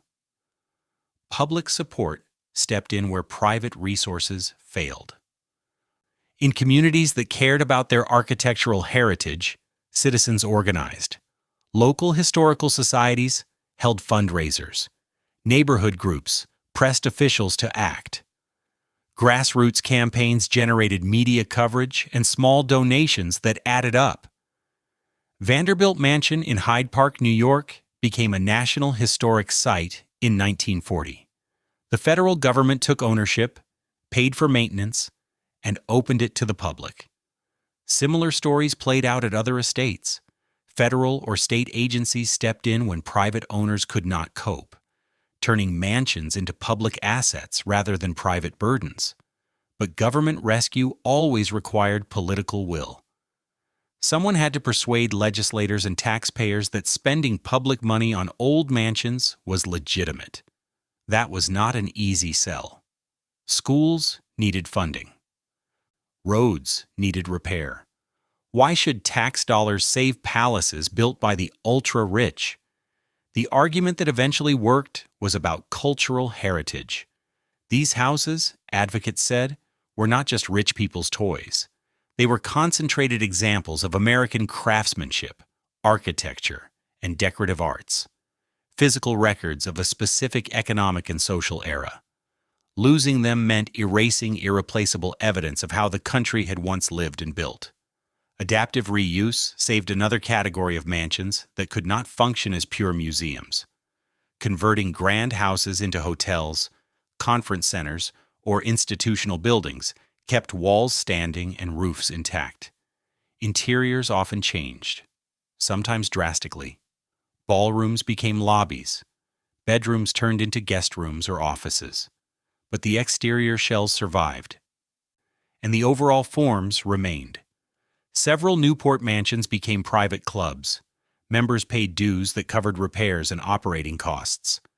The houses stayed occupied, heated, cleaned, roofs patched on schedule. The club model provided continuous revenue that many museums struggled to match. Elsewhere, schools took over old estates. Private academies needed dormitories, classrooms, and administrative space. A mansion could be carved into all three. The conversion was rarely gentle. Original details were painted over, partition walls went up, gyms replaced formal gardens. But the structure itself stayed on the landscape instead of disappearing entirely. Across all these examples, the houses that survived shared certain traits. They had advocates, individuals or groups who were stubborn enough to fight for them. They had access to money. Whether from a single wealthy donor, a trust, public funds, or steady income from a new use, they had timing on their side, becoming protected before decay went too far. And they had luck. Luck meant a fire never started at the wrong time. It meant a particularly bad winter did not collapse the roof. It meant a preservation bid landed just before a developer's offer. It meant a city council vote went one way instead of the other. The Biltmore, Hearst Castle, the Breakers, Marble House, Vanderbilt Mansion. These were not necessarily the finest or most elegant Gilded Age houses ever built. They were the ones where enough factors aligned: location, timing, advocacy, money, and chance. For every estate that found that combination, there were others just as impressive that failed by a single step. Advocates who showed up too late. A fundraising campaign that fell short, a legal ruling that went the wrong way, a storm that hit 1 year too soon. The survivors are precious partly because they are rare. They are a narrow sample of what once existed everywhere. They show what America nearly erased in full. And they underline a final point. Preservation is never automatic. It does not happen because a building is beautiful, or old, or important on paper. It happens only when people decide, at the right moment, that it is worth the work and the cost. Without that decision, without that effort, even the grandest palace ends the same way, as dust, fill, and a few old photographs. Chapter 14. The Preservers, Historians, Enthusiasts, and Kids with Cameras. The mansions that survived had something else in common, beyond location, timing, and luck. They had people who refused to let them vanish quietly. These were not always professors or famous architects, Often they were ordinary obsessives, neighbors who had grown up seeing a particular house on the horizon and could not imagine the landscape without it. Amateur photographers drawn to the mix of elegance and rot. Teenagers who had snuck into ruins and wanted the rest of the world to see what they had found. The preservation movement that eventually saved some Gilded Age houses started small and at first mostly lost. In the 1920s and 1930s, most Americans did not see old buildings as assets. The country was young and obsessed with progress. Old meant outdated. The default solution was simple: tear it down and build something modern. But a few people disagreed. They formed local historical societies. They started cataloging buildings scheduled for demolition. They gathered photographs, measured floor plans, traced family histories, and collected architectural drawings. They built archives that, at the time, felt like consolation prizes, but later became priceless. Their work was often thankless and depressing. They would petition to save a mansion and watch it come down anyway. They could not outbid developers or change tax laws. What they could do, they did. Document before destruction. Walk through every room with a camera and notebook. Record dimensions. Sketch details. Capture the way light fell across a staircase that would not exist in a year.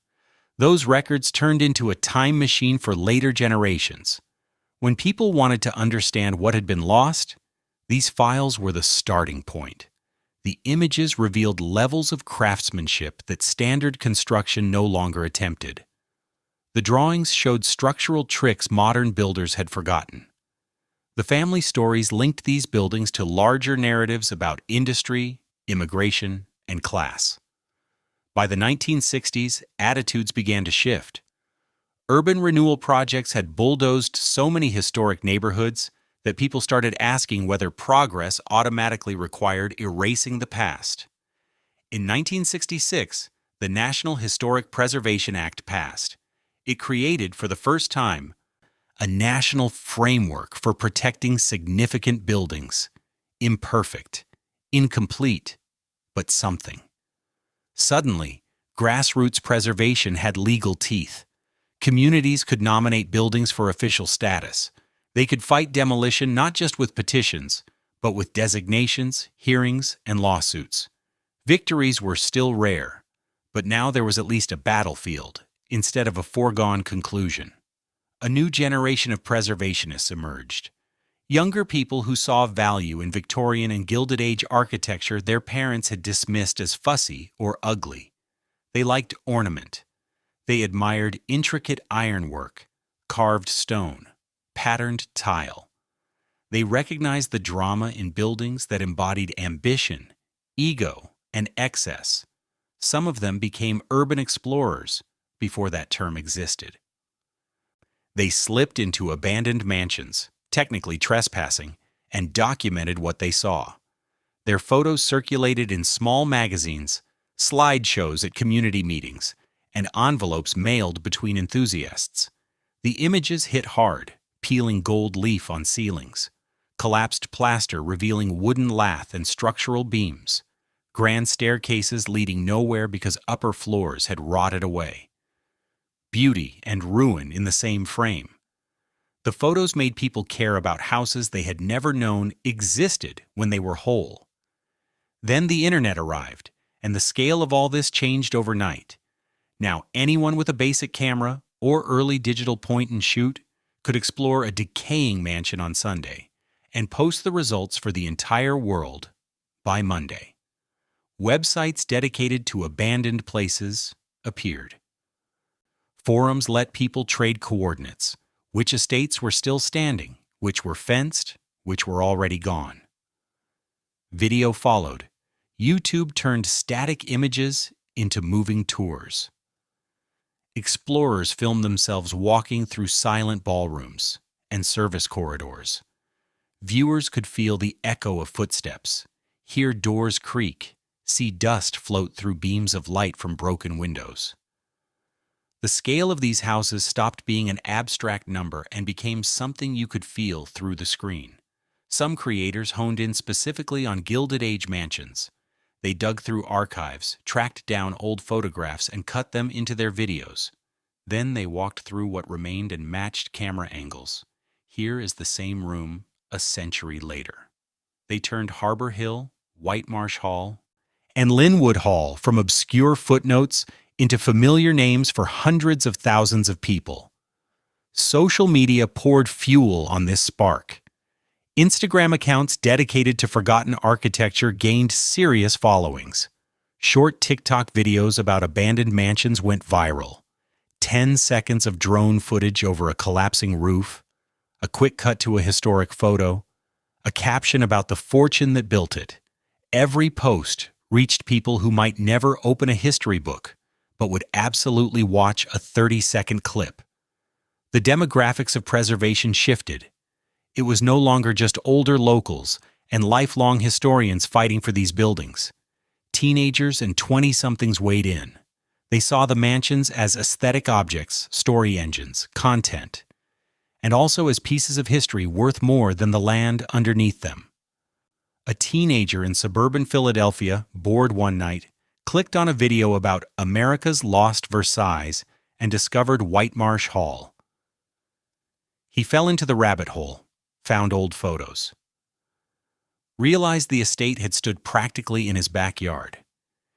He had been riding his bike past its former entrance for years without knowing.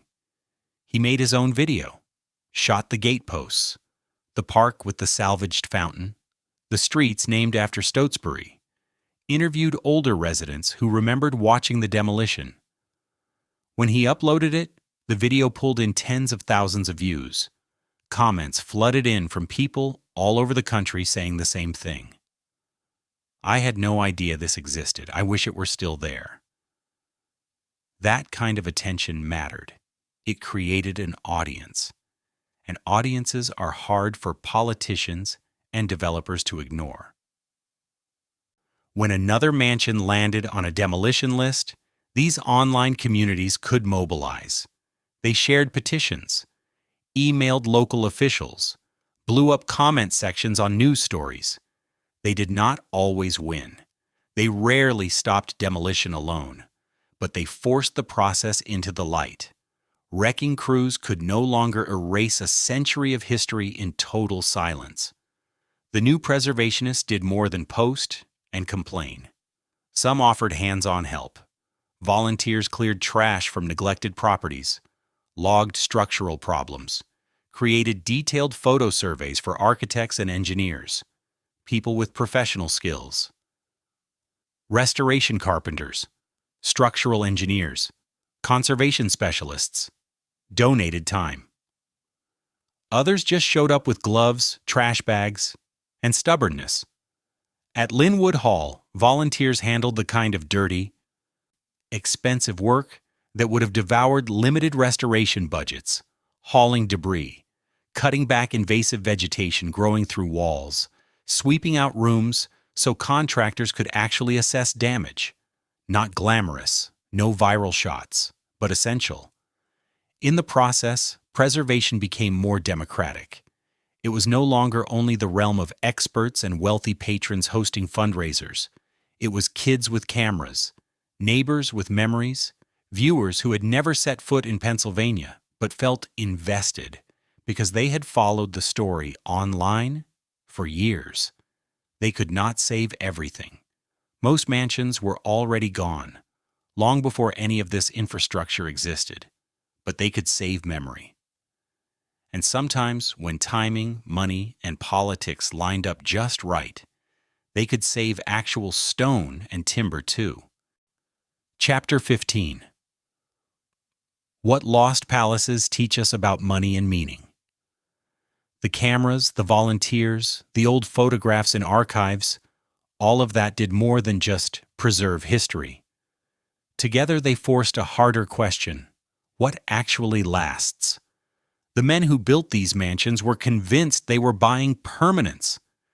Edward Stotesbury did not spend roughly $3 million on Whitemarsh Hall expecting it to stand for only about 60 years. He imagined centuries, generations of Stotesburys walking those halls, his name welded to something solid, visible, and impossible to ignore. Clarence Mackay put Harbor Hill on the highest point of Long Island for a reason. He wanted his house above everything else, physically and socially. The view stretched for miles. On clear days, you could see Connecticut across the Sound. The message was straightforward. I am at the top, but height did not protect the building. Wealth did not guarantee survival. In fact, the houses that cost the most and sat on the most valuable land often vanished first. They were too expensive to maintain. The acreage was too lucrative to leave tied up in a single residence. And the next generation often did not want the burden at all. The uncomfortable conclusion: money can build walls, but it cannot force the people who come after you to care about those walls. So what did last? The art collections. Peter Widener's paintings now hang in the National Gallery. Millions of visitors have seen them. His house is gone, but his Rembrandts and Vermeers are still there, hanging at eye level for anyone who walks through the museum doors. The lesson there is different from the one the mansions teach. What you give away tends to outlive what you keep locked up. Some fortunes endured because they were converted into institutions. Carnegie poured money into public libraries. Rockefeller underwrote universities and medical research. Vanderbilt's name survives in Vanderbilt University. These men built things that did more than burnish their reputations. They created structures, often organizational rather than architectural, that communities had a reason to maintain. The mansions were different. They were built to serve the families who paid for them. When those families died, dispersed, or simply lost interest, the houses no longer had a job. They were monuments to individual achievement. And society does not feel much obligation to preserve monuments that exist only to celebrate one person's success.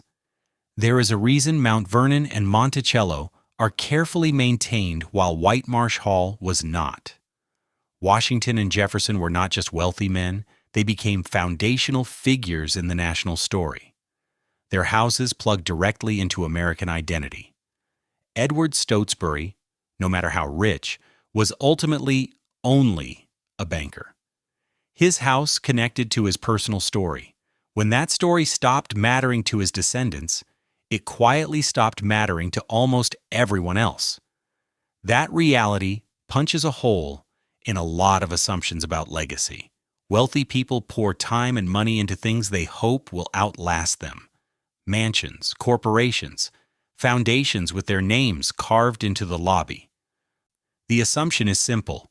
If you build something large and solid enough, it will be permanent, and your name will live as long as it does. But permanence turns out to be conditional. It depends on three things: ongoing money, ongoing interest, and ongoing belief that the thing is worth keeping. A house stands only if someone pays to fix the roof, heat the rooms, and repair the systems. A fortune lasts only if it is managed carefully across generations. A name survives only if it stays attached to something people still care about continuing. The Gilded Age mansions failed that test. They were spectacular, often beautiful, undeniable showcases of craftsmanship and engineering. But they were not necessary. Once they became financial traps instead of assets, once maintaining them cost more than anyone was willing to pay, they disappeared. And the hardest part to swallow is this: most people did not really miss them. The houses vanished, and life went on. The subdivisions built where ballrooms once stood turned out fine. Quiet streets, decent schools, middle-class comfort.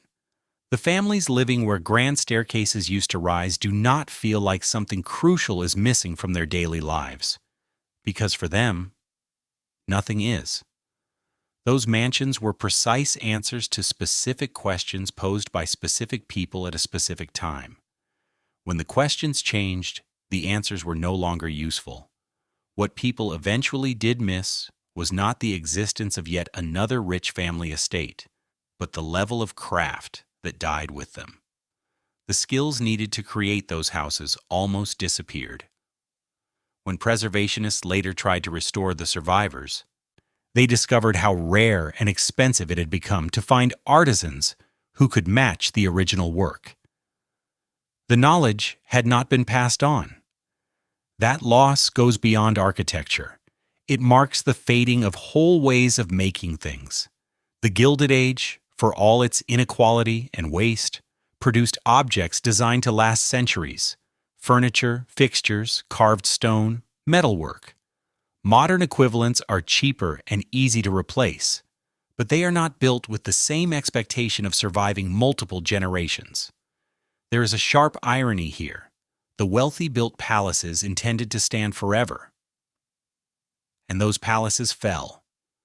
But they built them using techniques and materials that could have lasted for centuries. The pieces that survive in isolation: a fountain in a park, a set of gateposts on a suburban street, a fragment of carved stone in a garden wall, are still solid 100 years later. The buildings vanished not because the masonry crumbled, but because people collectively decided they were no longer worth the effort. The broader lesson reaches far past stone and plaster. In the end, what you build matters less than why you build it. If the goal is purely personal, to prove your wealth, cement your status, satisfy your ego, then whatever you create will probably last only as long as your influence does, maybe a little longer if your children feel obligated to maintain the illusion. But if the purpose extends beyond you, if it serves a community, advances knowledge, or creates beauty that others can share, then what you build has a real chance of outliving you. Not a guarantee, just a chance. The mansions teach this mostly through their absence, through the empty lots where they stood, through the regular streets and neat lawns that replaced them, through the faded, unfamiliar surnames in old articles about houses that no longer exist. Nothing is truly permanent. Not wealth, not buildings, not names. What remains is whatever people choose, deliberately to remember and maintain. And those choices say more about what actually matters than any palace ever could. Chapter 16. Final Sequence: Walking on Foundations. The site of White Marsh Hall today looks completely ordinary. Residential streets, houses with vinyl siding, driveways with basketball hoops, lawns that need mowing. The kind of landscape you could find in almost any American suburb built in the second half of the 20th century. Nothing on the surface hints at what was here before. No plaques, no interpretive signs. The stone gateposts that once framed the entrance survived for decades, but even those are gone now, removed when the street was widened. The last visible trace erased in the name of traffic flow, but the foundations are still there, underground, beneath grass and asphalt and deck footings. The limestone blocks that once carried 147 rooms still sit in the soil, buried, unmarked, but present. If you send a drone up over the neighborhood, a pattern starts to emerge. The streets curve in ways that feel slightly off for a standard subdivision. They echo the old property lines. Follow the route of the original drive. The modern layout is draped over the old estate like a new drawing traced on top of a faint pencil sketch. The land keeps the ghost of what came before, even when nothing obvious remains. That is true far beyond this one site. Across the country, wherever grand estates once stood, the ground remembers. Property boundaries still trace long-vanished fences. Streets bend around features that no longer exist. Trees planted a century ago still rise over ranch houses and split levels built 70 years later. On Long Island, you can still detect Harbor Hill's footprint if you know how to read the terrain. The shape of the hilltop, the way certain roads curl around it, the occasional old tree that is too large, too perfectly placed, to be random landscaping from the 1950s. These traces are subtle, easy to overlook. Most residents have no idea. They go to work, mow their lawns, take out the trash, all while living above foundations they do not know are there. The history sits underneath everyday life, layered into the dirt, waiting for somebody to get curious. Usually that curiosity is metaphorical, rather than someone literally grabbing a shovel. Though sometimes it is literal too. A homeowner digging for a new patio or basement addition hits stone where none should be. They uncover a section of wall, a flight of buried steps, an old footing. They stare at it, confused, and ask why anyone would have buried so much good masonry. In many cases, they never get a full answer. Increasingly, though, people do go looking for that answer. They research their addresses. They pull old maps and aerial photos. They discover that their modest house sits where a ballroom once stood, or where a formal garden stretched downhill. They find photographs of a mansion that used to tower over the same patch of earth. That discovery rewires how they see their own home. The small house does not change, but the story around it does. It is no longer just a place in the suburbs. It is a point on a longer timeline, connected to fortunes, parties, crashes, and demolitions. The knowledge spreads neighbor to neighbor. One person shares what they found at a cookout or online. Someone else gets curious and checks their lot. Soon an entire street knows that they are driving on the old carriage route, that their cul-de-sac sits where the stables once were, that the big maple anchoring the block was part of an original allée. The vanished estate becomes a shared ghost story, except this one is real. That kind of awareness does not bring any building back. Physically, nothing changes. The houses are still gone. The foundations stay buried. But it changes how people read the landscape. Their suburb stops being generic. It becomes a place with a specific past, with layers of wealth and loss under the trimmed hedges and mailboxes. The past rarely disappears cleanly, it mostly sinks. It goes underground, both literally and in memory. But it does not fully leave. It waits in property maps, in odd street curves, in old trees and buried stone, ready to reappear for anyone willing to stop, look twice, and start digging into the story.